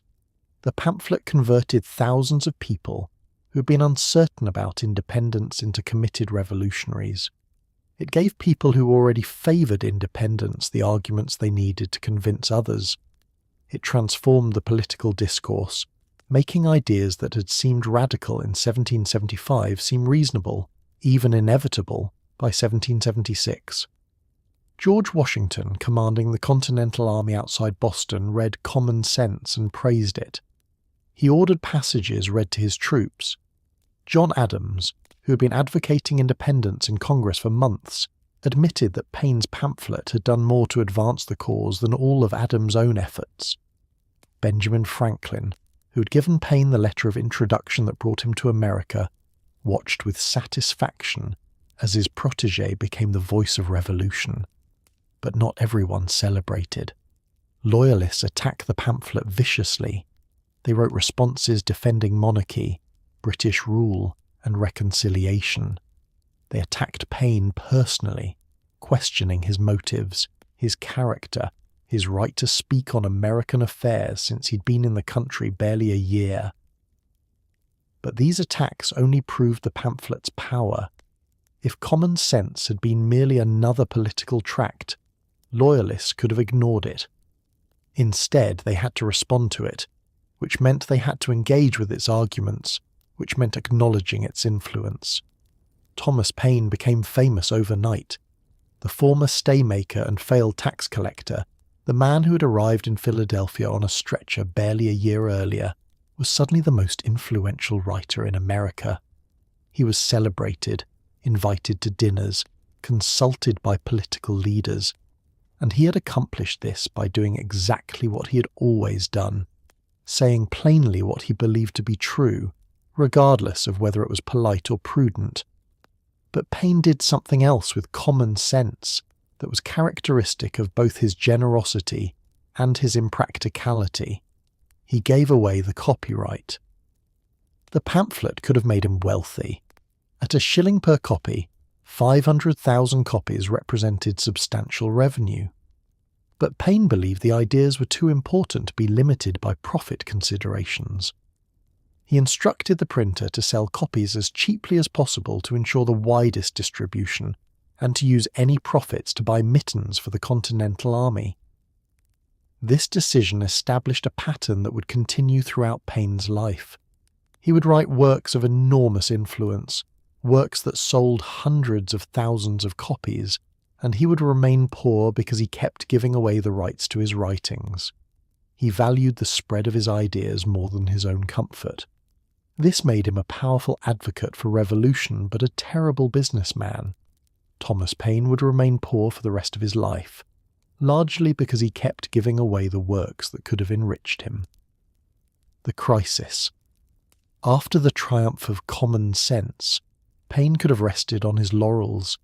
He could have found a comfortable position in the revolutionary government, used his fame to secure himself a future. Instead, he enlisted in the Continental Army. In July 1776, Congress declared independence, using language and arguments that Paine's pamphlet had made acceptable. The philosophical framework of the Declaration of Independence, the idea that governments derive their just powers from the consent of the governed, that people have a right to alter or abolish governments that become destructive of their rights, owed much to Paine's influence. But declaring independence and winning it were two different things. By late 1776, the war was going badly for the Americans. Washington's army had been driven out of New York. Soldiers were deserting in droves. The British seemed invincible, their professional army crushing the ragtag Continental forces in battle after battle. By December 1776, Washington was retreating across New Jersey with the remnants of his army, and it seemed entirely possible that the revolution would be crushed before it truly began. Paine was with the army during that terrible retreat. He served as aide-de-camp to General Nathaniel Greene, witnessing firsthand the desperation and demoralization of soldiers who were cold, hungry, inadequately equipped, and losing faith in their cause. On December 19th, 1776, Paine sat by a campfire in Pennsylvania and began to write. He wrote on a drumhead because he had no desk. He wrote with numb fingers because winter was closing in, and he wrote words that would rally an army and a nation. These are the times that try men's souls.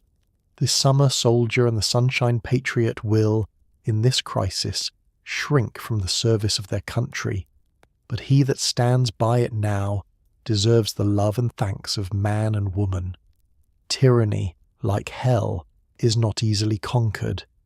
Yet we have this consolation with us, that the harder the conflict, the more glorious the triumph. This was the first number of The American Crisis, a series of pamphlets that Paine would write throughout the war. It was read aloud to Washington's troops before they crossed the Delaware River to attack Trenton on Christmas night, 1776. That attack succeeded, capturing nearly 1,000 Hessian soldiers and proving that the American cause was not lost. Paine wrote 16 crisis papers between 1776 and 1783. He wrote them during the darkest moments of the war, when victory seemed impossible and defeat appeared imminent. He wrote to sustain morale, to remind Americans why they were fighting, to argue that temporary defeats did not matter as long as the cause was just. The crisis papers made almost no money. Paine again gave away most of the proceeds. He served in various government positions during the war: Secretary to Congress's Committee on Foreign Affairs, Clerk of the Pennsylvania Assembly. But he was always broke, always in debt, always living on the edge of poverty. He was also increasingly difficult to work with. Paine had no patience for diplomatic niceties or bureaucratic procedures. He said what he thought, even when it was impolitic. In 1779, he was forced to resign from the Committee on Foreign Affairs after publishing information about French aid to America that was supposed to be confidential. Paine believed the public had a right to know. His employers disagreed. The daily life of a revolutionary. During the war years, Thomas Paine lived a Spartan existence. He owned few possessions beyond his books and writing materials. He dressed plainly, usually in worn but clean clothes that reflected his Quaker upbringing. He was indifferent to fashion and comfort, caring more about ideas than appearances. Physically, Paine was not impressive. He was about 5 feet 9 inches tall, lean rather than muscular, with a prominent nose and bright, intense eyes. His skin was ruddy from years of outdoor work and army life. He had a tendency to neglect his appearance when absorbed in writing, going days without shaving, forgetting to eat regular meals. His habits were irregular. He worked when inspiration struck, often writing through the night and sleeping during the day. He drank, probably more than was good for him, though accounts differ on whether he was truly an alcoholic or simply someone who enjoyed the social atmosphere of taverns. In an age when everyone drank ale or wine because water was often unsafe, the line between normal consumption and excessive drinking was blurry. Paine was not a good conversationalist in the social sense. He did not make small talk or tell amusing stories. When he talked, it was to argue, to convince, to explain his ideas.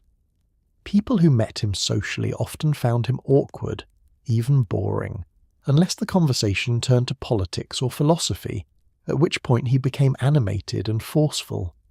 He had no close family in America, no wife, no children, no siblings who had followed him to the New World. His closest relationships were intellectual rather than personal, friendships based on shared ideas rather than emotional intimacy. He knew Franklin, Jefferson, and other revolutionary leaders, but these were not warm friendships. They respected Paine's talent while finding his personality difficult. His living spaces were always temporary, rented rooms, borrowed lodgings, whatever he could afford with his irregular income. Books were his one indulgence. He spent money he did not have on books, accumulating small libraries that he would eventually lose when forced to move or sell his possessions to pay debts. Despite his poverty and his difficult personality, Paine possessed something that commanded respect: absolute conviction. He believed what he said. He lived according to his principles.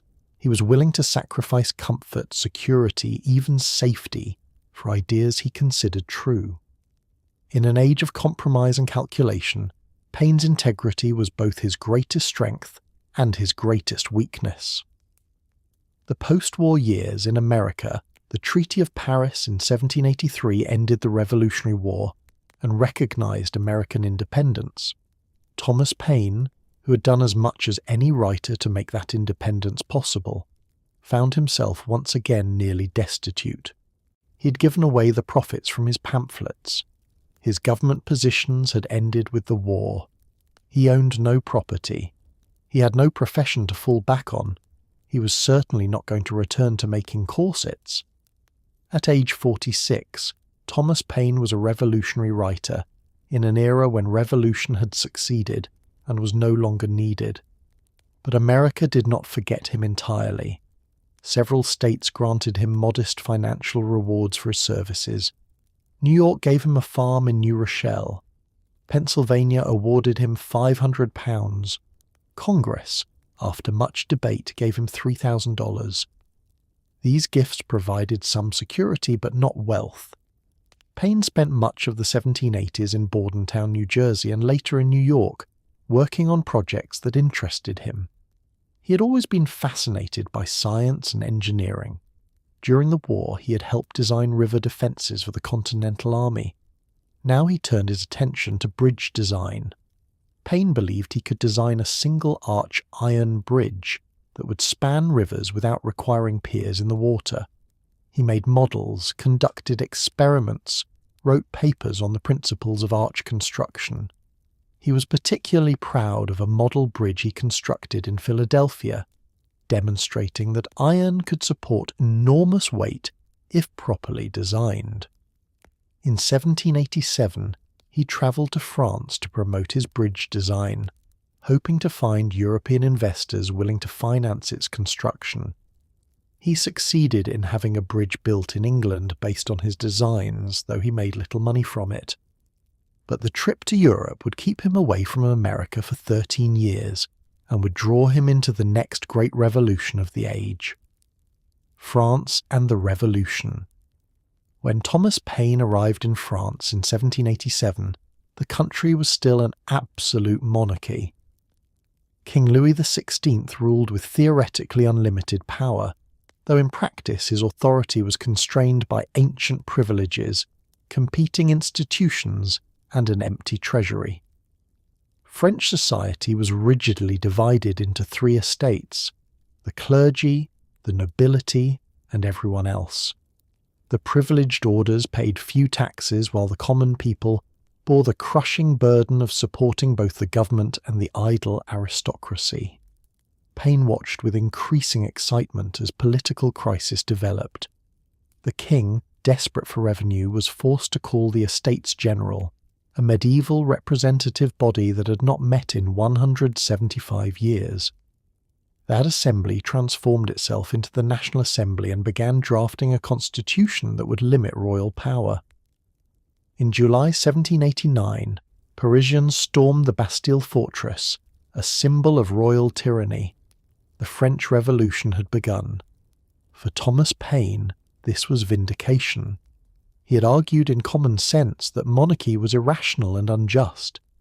Now the most powerful monarchy in Europe was being challenged by its own people.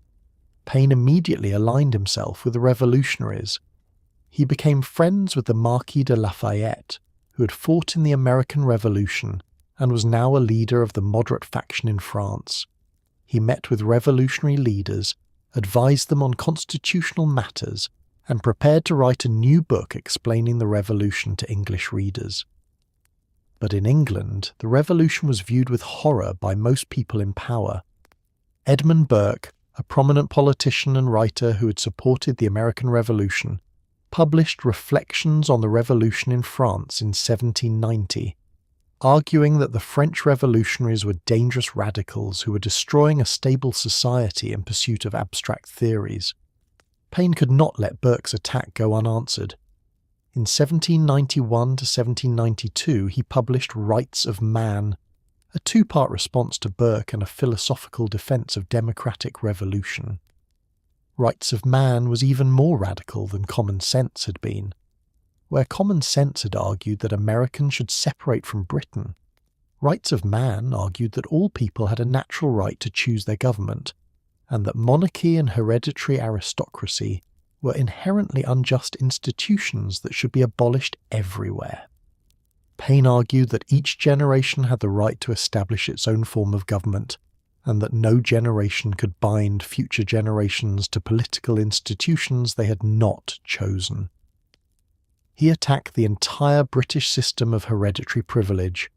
He proposed radical social reforms, public education, progressive taxation, pensions for the elderly, public employment for the unemployed. Rights of Man was not just a defence of the French Revolution, it was a blueprint for transforming society, and it was enormously popular. The book sold perhaps 200,000 copies in Britain, reaching an even wider audience proportionally than Common Sense had reached in America. It was read by working people, by radicals, by reformers, who saw in the French Revolution the possibility of transforming Britain itself. The British government was terrified. Here was a book that openly advocated abolishing the monarchy and the House of Lords, that called for radical social transformation, and that was being read by precisely the people who might try to make such a revolution happen. In May 1792, the government charged Paine with seditious libel. If convicted, he faced transportation to Australia or execution. Paine, warned that arrest was imminent, fled to France in September 1792. He left England just ahead of the officers sent to arrest him. He was tried in absentia, found guilty, and declared an outlaw. Thomas Paine, citizen of America, was now banned from Britain for life. Terror in Paris. Paine arrived in France expecting to be welcomed as a hero of revolution, and initially he was. The French revolutionaries knew his writings. They appreciated his support for their cause. The National Convention, the Revolutionary Assembly, granted Paine honorary French citizenship and elected him as a representative despite his inability to speak French. But Paine arrived at a terrible moment. The revolution was entering its radical phase. The moderate constitutional monarchy that had been established in 1791 was collapsing. France was at war with Austria and Prussia. There were fears of foreign invasion and domestic counter-revolution. The revolutionary government was growing more extreme, more paranoid, more willing to use violence against anyone suspected of insufficient revolutionary zeal. In September 1792, just as Paine arrived, Parisian mobs massacred more than 1,000 prisoners, many of them priests and aristocrats, in an orgy of paranoid violence. The king was put on trial for treason in December 1792. Paine, as a member of the convention, had to vote on the king's fate. This placed Paine in an impossible position. He opposed monarchy on principle. He believed Louis XVI had betrayed France and conspired with foreign powers. But he opposed capital punishment equally on principle. He believed that killing the king would make a martyr of him and would alienate the moderate revolutionaries France needed to create a stable republic. Paine voted that the king was guilty, but argued that he should be imprisoned rather than executed. He made this argument in a speech to the convention, delivered in English and read in French translation. The speech was brave and principled. It was also futile. The convention voted to execute Louis XVI, and on January 21st, 1793, the king was guillotined in what is now the Place de la Concorde. With the king's execution, the revolution entered the Terror. The Committee of Public Safety, led by Maximilien Robespierre, assumed dictatorial powers. Revolutionary tribunals sentenced thousands to death. The guillotine operated daily. Aristocrats, priests, moderate revolutionaries, anyone suspected of counter-revolutionary sentiment could be arrested, tried, and executed within days. Paine found himself associated with the Girondins, a moderate faction that opposed the growing extremism. This was dangerous. In June 1793, the Girondins were purged from the convention. Many were arrested and later guillotined. Paine, as a foreigner associated with the Girondins, was in mortal danger. On December 28, 1793, French police arrested Thomas Paine at his lodgings in Paris. He was taken to Luxembourg prison, where enemies of the revolution awaited trial and almost certain death. Paine was 56 years old. He had spent his life fighting for human liberty and rational government. Now he was imprisoned by a revolution he had supported, waiting to be killed by people who claimed to be fighting for the same principles he had always championed. Imprisonment. Luxembourg prison in 1793 to 1794 was a waiting room for death. Prisoners lived in crowded cells, sleeping on straw, eating meagre rations, listening every day as names were called, and people were taken to the guillotine. Few of those who left the prison returned. Thomas Paine spent 10 months in Luxembourg. He shared a cell with 3 other prisoners. He watched as hundreds of his fellow inmates were executed. He fell seriously ill with fever, possibly typhus, and nearly died. For weeks he was delirious, too sick even to write. But when he recovered enough to hold a pen, he began working on a book. He'd been writing it before his arrest, and now in prison, possibly facing execution, he finished it. The book was The Age of Reason, and it was Paine's most controversial work, the one that would destroy his reputation and ensure that he would be hated by many of the people who had once celebrated him. The Age of Reason was an attack on organised religion and a defence of deism. Paine believed in God, believed that the universe's complexity proved the existence of a creator, but he rejected Christianity, Judaism, and all revealed religions as human inventions designed to maintain priestly power. He attacked the Bible as filled with contradictions, impossibilities, and immoral stories. He argued that true religion was found in the study of nature, not in ancient books. "I believe in one God, and no more," the book began, "and I hope for happiness beyond this life.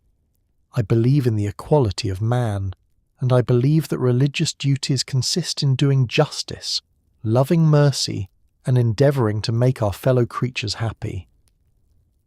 This was rational Enlightenment religion. God as clockmaker who created the universe and set it in motion according to natural laws, not the personal God of Christianity who intervened in human affairs, answered prayers, or demanded worship. It was the religion of Jefferson, Franklin, and many other educated people of the age. But the Age of Reason expressed these ideas in Paine's characteristic blunt style, with none of the diplomatic indirection that Jefferson used when discussing religion. Paine called the Bible a history of wickedness that has served to corrupt and brutalize mankind. He dismissed the story of the virgin birth as absurd. He argued that Christianity was no more credible than Greek mythology. This would cost him dearly. Attacking kings and aristocrats had made Paine famous. Attacking Christianity would make him infamous.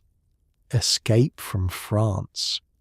How Thomas Paine survived the terror is somewhat mysterious.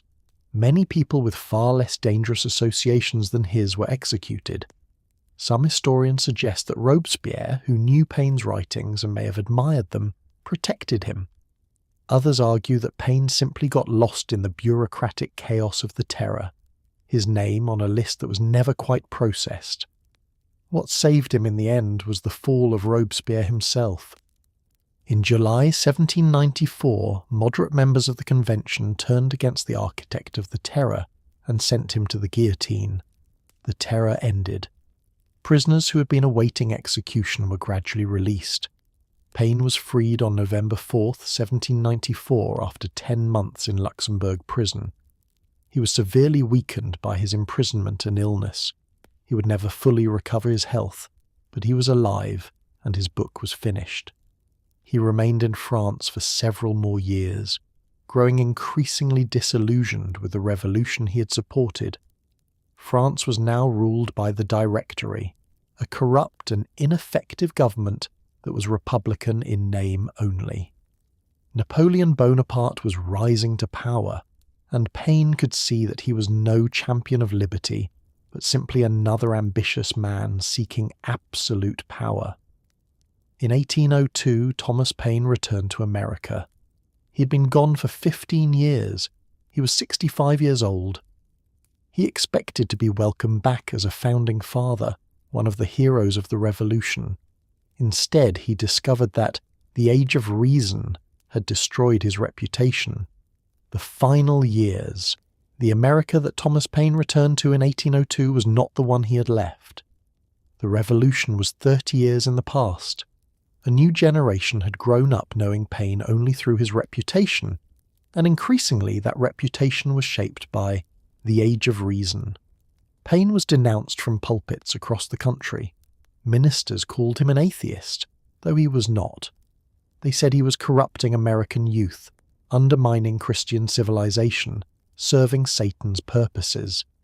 The attacks were vicious and personal.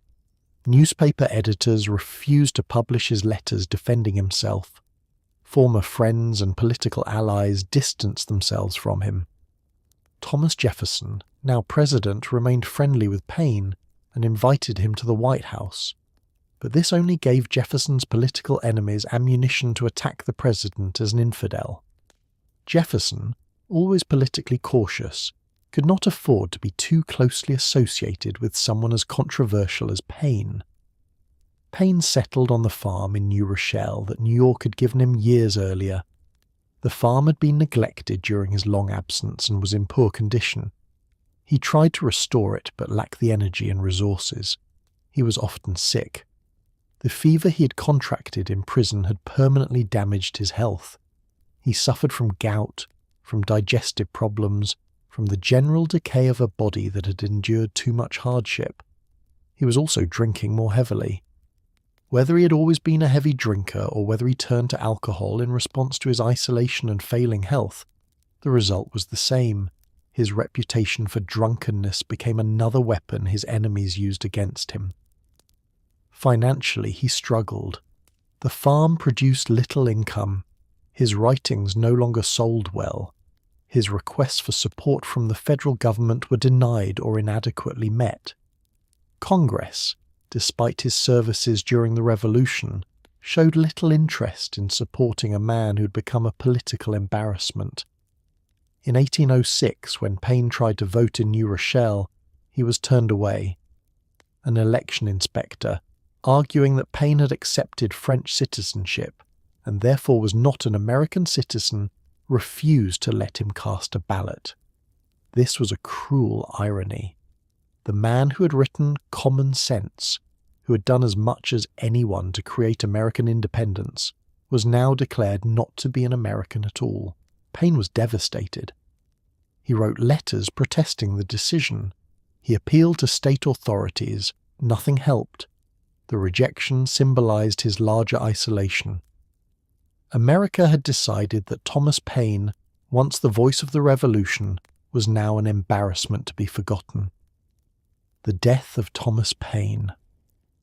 By 1808, Thomas Paine was 71 years old and failing rapidly. His body, weakened by years of hardship, fever and alcohol, was shutting down. He could barely walk. He suffered from terrible sores on his legs that would not heal. His mind remained sharp, but his physical condition was deteriorating week by week. He moved from the farm to a boarding house in New York City, unable to care for himself any longer. The landlady who took him in, Marguerite Brassier de Bonneville, was the widow of a French friend. She and her children cared for Paine in his final months, providing the family support that he had never had in America. Religious people, learning that the infamous atheist Thomas Paine was dying, came to his bedside hoping for a deathbed conversion. They wanted him to recant the age of reason, to confess his errors, to die as a Christian. Paine refused them all. A doctor attending him asked whether he wished to believe in Jesus Christ. Paine replied, "I have no wish to believe on that subject." When pressed about whether he recanted his religious writings, he said, "Do you think your God so small that he would let Thomas Paine be lost because his mind is led a different way?" These were not the words of a man who had lost his faith or who regretted his writings. Paine died as he had lived, saying what he believed to be true, regardless of consequences. On the morning of June 8th, 1809, Thomas Paine died in his room at Marguerite Bonneville's boarding house in Greenwich Village. He was conscious almost to the end. His last words reportedly were in response to a question about his pain. "I feel at ease with the world." The funeral was small. Only 6 people attended. Marguerite Bonneville and her 2 sons, a couple of Quakers who honoured Paine's father's faith, and 2 African Americans whose presence may have been a tribute to Paine's support for abolition. No representatives of the American government came. No revolutionary leaders honoured their old comrade. The man who had once been read by hundreds of thousands was mourned by 6 people. He was buried on his farm in New Rochelle, in a corner of the property, without ceremony. No church would accept his body for burial in consecrated ground. The newspaper obituaries were few and mostly hostile. One wrote, "He had lived long, did some good and much harm." Another was more vicious, celebrating his death as a victory for religion. 10 years later, in one final bizarre twist, William Cobbett, an English radical who had once attacked Paine but had since come to admire him, dug up Paine's bones and shipped them to England, intending to build a memorial to him there. The plan failed. Cobbett died before he could construct the memorial. The bones were scattered and lost. Thomas Paine, who wanted only to be remembered for his ideas, ended up without even a grave that could be visited. The legacy of Thomas Paine. For decades after his death, Thomas Paine was a controversial figure, celebrated by radicals and condemned by the religious and politically conservative establishment. Abraham Lincoln read Paine as a young man and was deeply influenced by his ideas. Robert Ingersoll, the great 19th century advocate of free thought, championed Paine's memory and writings. Labour organisers and social reformers quoted Paine's words about equality and human rights. But mainstream America, particularly religious America, rejected him. Schoolbooks either omitted Paine entirely or mentioned him only as a dangerous radical. Churches continued to denounce the Age of Reason well into the 20th century. Parents warned children away from Paine's corrupting influence. It was not until the 20th century that Paine began to be rehabilitated as a founding father.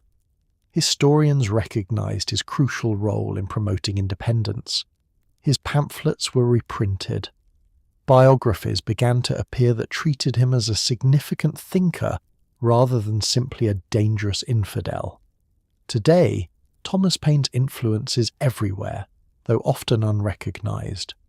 The idea that government derives its legitimacy from the consent of the governed, stated in the Declaration of Independence but argued forcefully in common sense, is now accepted almost universally in democratic nations.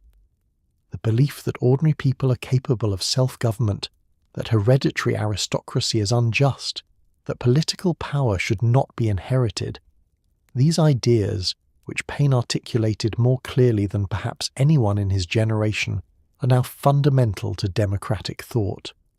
His social welfare proposals, public education, pensions, progressive taxation, were considered dangerously radical in his time. Today, they are standard features of modern democracies.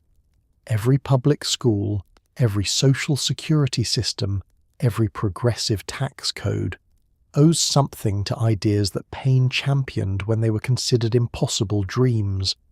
His words continue to echo in political rhetoric.